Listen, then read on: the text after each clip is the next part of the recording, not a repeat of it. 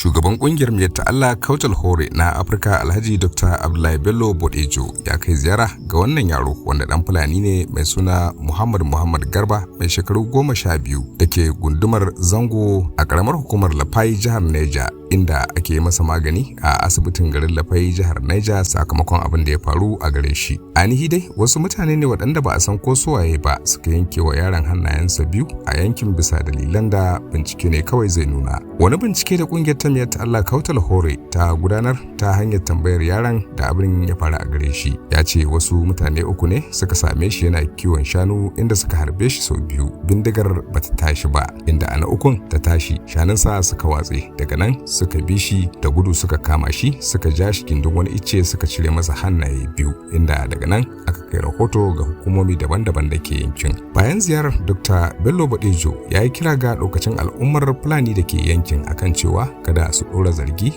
ko neman yin ramuwar gayya akan wani ko wasu mutane waɗanda ba su ji ba ba su gani ba, inda ya buƙace su da su bar hukumomin da abin ya shafa su gudanar da bincike tare da zakulo waɗanda suka aikata wannan aika-aika. Haka zalika Alhaji Bello Bodejo ya yi alkawarin cewa kungiyar za ta ci gaba da bin al'amarin domin ganin an tabbatar da bin kadin yaron tare da yi masa adalci dangane da wannan mummunan al'amari da ya faru a gare shi. Shugaban kungiyar ya kuma yi kira ga hukumomin da abin ya shafa wajen tabbatar da yin dukkan abin da ya dace wajen ganin cewa an gudanar da kyakkyawan bincike tare da gano waɗanda suka aikata wannan mummunan aiki, haka zalika ganin an tabbatar da hukunta su kamar yadda doka ta tanada.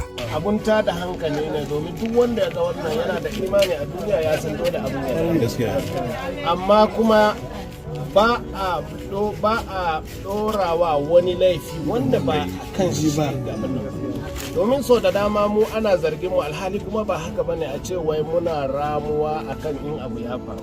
To yanzu wannan ina ji na tabbatar da cewa duk hukuma 'yan sanda idan suka ga wannan abun za su kama duk wanda yake abin nan. Mu za mu karfafa ma jami'an tsaro su tabbatar da cewa sun bi kadi ma wannan yaron. Abin da zan ja hankalin mutane a kai al'amarin nan to a tara hankali wuri guda. Abin da ya faru ya riga ya faru. Tunda kuwa abu ya faru, kada a zargi wani a bari mu za mu tabbatar da cewa har aiji sai ya ji wannan maganar kuma sai mun bi kadi.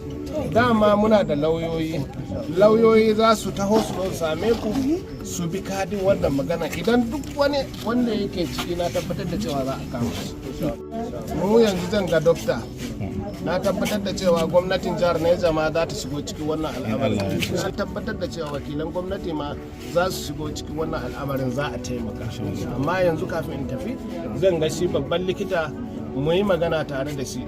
A kungiyarmu ga chairman namu a nan gurin nan, idan akwai abin da za a taimaka sai a ci gaba taimakawa kafin gwamnati ta shigo cikin. Amma ina so in tabbatar da muku, na tabbatar da cewa gwamnati idan ta ga wannan abun ba za ta kyale ba.